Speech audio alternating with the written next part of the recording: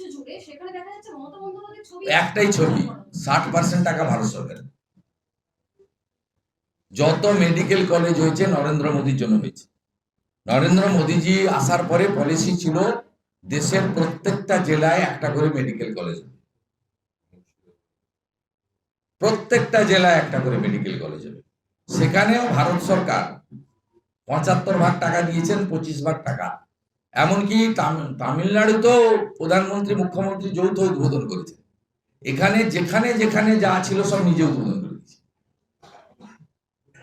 ঠিক একইভাবে যে অ্যাম্বুলেন্স গুলো নেমেছে জাতীয় স্বাস্থ্য মিশনের টাকায়, তার 60 ভাগ টাকা ভারত সরকারের। আমি জেপি নাড্ডাজিকে অ্যাম্বুলেন্সের ভিডিও কপি তুলে ইতিমধ্যে কমপ্লেন পাঠিয়েছি। শুধু তাই নয়, প্রধানমন্ত্রী যে সৌর আলো স্কিম অরুণোদয়, সম্প্রতি মুখ্যমন্ত্রী তার নাম চুরি করেছেন।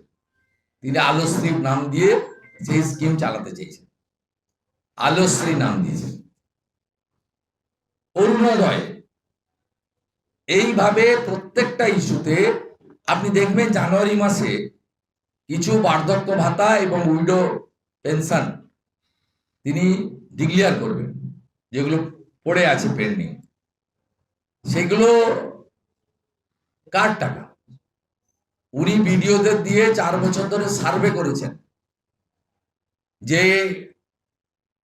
নবসের আওতায় যে আপনার ওল্ড এজ, উইডো, ডিসেবল যে পেনশন স্কিম, তার মধ্যে কতজন নিচ্ছেন না, কতজন মারা গেছেন, কতজন ছেড়ে দিয়েছেন, তাদেরকে সংখ্যাটা বের করে রেখেছেন, জমিয়ে রেখেছেন। যার 1000 টাকার 800 টাকা দেয় ভারত সরকার, 200 টাকা দেয় রাজ্য সরকার।